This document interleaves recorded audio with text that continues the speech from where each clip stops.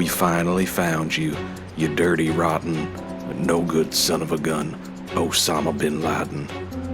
We finally found you, and you know what? We're gonna get you back for what you did to those big, strong, long, thick, erect twin towers. Those two big, beefy towers. We're gonna get you back for that. You know, Uncle Sam put your name at the top of his list, and the Statue of Liberty started shaking her fist, and an eagle will fly, and there's gonna be hell when you hear Lady Liberty start ringing her bell. And buddy, it's gonna feel like the whole wide world is coming down on you. Brought to you courtesy of the red, white, and blue. That's not Elden Ring. I know that's what the title says. It says Elden Ring. That was Dark Souls 1, doing some Dark Souls 1 invasions. I was attempting to invade one of my favorite streamers, Saint Riot. He was doing a little Dark Souls 1 dried finger run to celebrate his Twitch anniversary, and I just so happened to have a Dark Souls 1 character in New Game Plus, but I wasn't a member of the Grave Lord Covenant, so I only had like 4 shots, like 4 chances to try and invade him, and I didn't quite get it. I wasn't able to invade him, but I was able to invade Osama bin Laden. Ladies and gentlemen, we got him. So that's just kind of a goof. That's a little goof for you. Dark Souls 1 invasions are weird. I've only done a couple of them. They're kind of fun, but they're very, very different from Elden Ring. And I'm going to talk a little bit about how they're different and a specific mechanic that is very different compared to Elden Ring. But this is a new character. Not really a new character, kind of an old character that I've started to level up and try and bring up to meta level. Hopefully maybe even up to level 200, because Peeve, another streamer, is going to maybe be doing a little PvP event that's themed around like assassin, sneaky characters. This guy fits the bill, so hopefully by the time that starts popping off, I'll be able to join in and do some of that. But I'm using a katana here. I have finally joined the dark side, and I am using a katana. And if you've ever played any Elden Ring PvP, or even if you've just been co-oping with people, you see katanas everywhere. You can't get away from them. The place is lousy with katanas, and there's a reason for that. Katanas are some of the best weapons in the game. Like, there's a reason that you see people running Moonveil, Rivers of Blood, all that kind of stuff. One of the reasons that katanas are so powerful, especially when it comes to co-op and PvP, is that they do tons and tons of poise damage. Way more than something like just a simple straight sword. So poise is one of those things that really separates Elden Ring from Dark Souls 1, because first I should explain what poise is, in case you don't know. Poise is a mechanic that determines whether or not you will get knocked out of an animation. So if you're swinging your weapon and somebody hits you mid-swing, the amount of poise that you have determines whether or not you will finish that swing and deal damage, or if they will interrupt your swing. So generally, the way that it works is the more poise you have, the more you can commit to a risky swing. You can swing through a hit. You can trade with somebody, right? They're going to hit you, but you will finish your swing and you will also hit them. In Dark Souls 1, you just kind of had like walking around poise. And the way I've heard people describe it is, in PvP, you would get punished for swinging your weapon. Because say I swung, a sword at you. In the time that it took me, my character, to finish that swinging animation. You might take some damage, but you could run around behind me and backstab me. Because depending on how much you kind of stacked your poise with armor and with talismans, or with rings in Dark Souls 1, you could pretty much just endure any kind of weapon that somebody was going to swing at you, so long as it wasn't, you know, one of the huge, like a great axe or a great club or something like that. Now, in Elden Ring, it's a little bit different. Pretty much everything will stagger you out of a hit.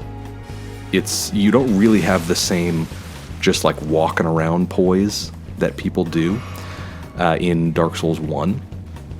And that makes for a game that is, at least right now, pretty conservative. Like, a lot of people are trying to keep their distance from one another. I mean, you can even see in this clip with this guy right here. Like, every time he swings his sword, I'm going to get knocked out of something, and vice versa for him too. So we're trying to gauge each other's distance and figure out when is the right time to attack, rather than just being aggressive with each other, getting into a head-on fight, you know, seeing who comes out on top. So, going back to katanas, one of the reasons that katanas in this game, everything from like the basic uchi katana all the way up to something like Rivers of Blood, the reason they're so powerful is because they deal an insane amount of poise damage. And poise is kind of like a separate health bar that your character has. Like, say you have 60 poise. If somebody hits you with a weapon that does 59 poise damage, you will be able to complete your swing. You'll be able to complete that animation and hit the other person with your weapon. But if they have a weapon that does 60 poise damage, or 61, or anything above your poise threshold, they will interrupt you and stagger you out of that animation. Katanas deal over like 100 poise damage if you're two-handing them in Elden Ring. And I think you can get 100 poise in the game if you're wearing like the Bull Goat Talisman and the full Lionel set, but pretty much nobody does that. So what that means is that if you are fighting somebody who's wielding a katana, and these are long weapons too, right? All the way up to like something like the Naginata, I think, that you get from that one NPC. It's basically the length of a spear, right? Katanas are longer than other weapons. They swing really fast and they deal a ton of poise damage. So, you know, if you're facing somebody with one of these weapons, you really don't want to be aggressive, because they're going to be able to punish that aggression and interrupt your swings. And so, with the characters that I make, I don't generally like to use crazy good weapons. Look at this. I love this. Sorry, I have to interrupt myself here. Just getting sniped. That was a good fight. GG to those guys. But the characters that I make, I don't generally like to use the best weapons in the game, or things that are considered to be overpowered. I like straight swords. I like spears. You know, I like the basic kind of generic weapons, because they, especially something like a straight sword, you can fill a lot of roles with it, right? You can use a straight sword for all sorts of stuff. Slap a bunch of different ashes of war on it. You can do all sorts of things with just a Lord Sworn straight sword that you get right at the beginning of the game. And I like that. You know, I like using stuff that sort of feels a little bit underpowered. But it can get annoying sometimes when everyone that you're invading is using a katana. They're using dual curved swords. They're using dual daggers. Like, my god, if you want to create just a ridiculously overpowered PvP invader right now, just use dual daggers. It's one of the best setups in the game. But it kind of leads to some sort of stale encounters, and I've tried to pick some clips here of people who aren't necessarily doing that, right? People who are using interesting weapons, they're doing fun things with their builds, stuff like that. But I don't really like to use these weapons like the Rivers of Blood because that's what I used on my very first playthrough. That's what I used to kill all the endgame bosses. That's kind of the build that I had, and I got a little bit bored of it. But going back to kind of my point about katanas, man, it feels nice to use a katana in PvP. Like, I understand why people do it now. Like, take this clip, for instance. I mean, the pressure that I'm able to apply to this guy, and he's got kind of a mean setup, right? He's got like the coated sword, but he cannot do anything against the poise damage of this katana. It's just the serpent bone blade. I'm using that in the Kindred of Rot exaltation to apply poison and then get a little like a little damage buff from you can see it kind of pop off right there, that sort of green mist that comes out of me. So it's fun. I get it, you know? I get why people are using katanas. They are exceptionally good weapons, and at least it fits with this build. It kind of fits with the theme of this build. He's supposed to be an assassin who's got a lot of dirty tricks up his sleeve. I think I've mentioned this before in a previous video with this character, but I really do like poison in PvP, not because it's super effective.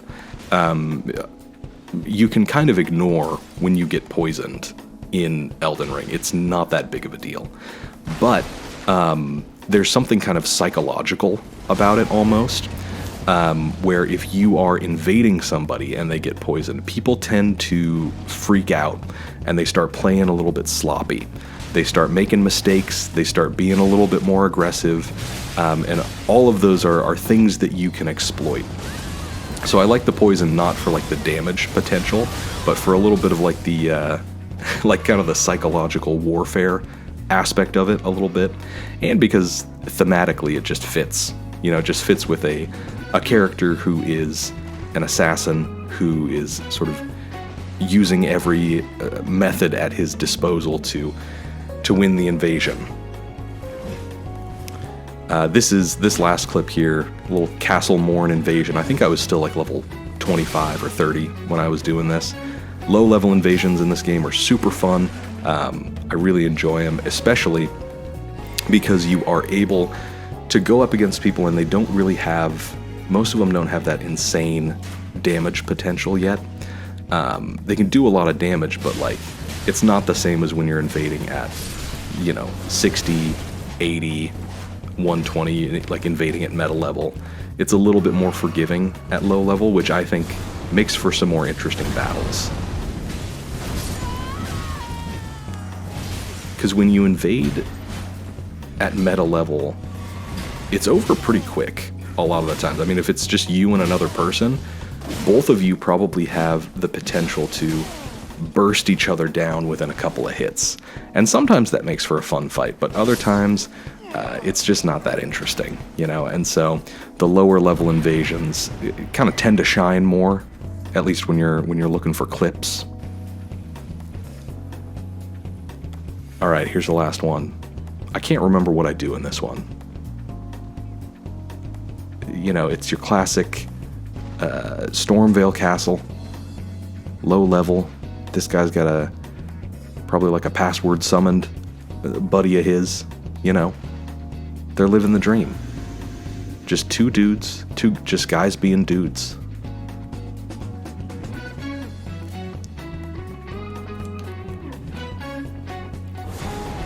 It's like midnight right now when I'm recording this. Boom. Boom goes the dynamite. All right, that's it. Thanks for watching.